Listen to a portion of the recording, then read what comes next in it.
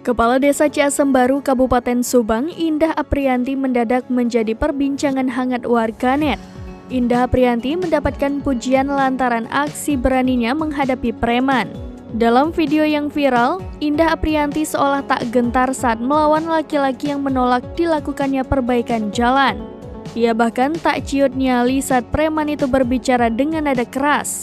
Indah merasa bahwa perbaikan jalan itu demi kepentingan publik. Video tersebut viral di berbagai media, salah satunya dibagikan akun TikTok milik Indah Aprianti @nengkades sendiri pada Kamis 13 Juli 2023. Dilansir dari akun Instagram miliknya, Indah Aprianti merupakan lulusan Fakultas Hukum Universitas Indonesia Angkatan 2012. Perempuan kelahiran 1995 itu kerap membagikan berbagai program yang ia kerjakan sebagai kepala desa Ciasem Baru. Salah satu programnya yaitu Sapa Warga.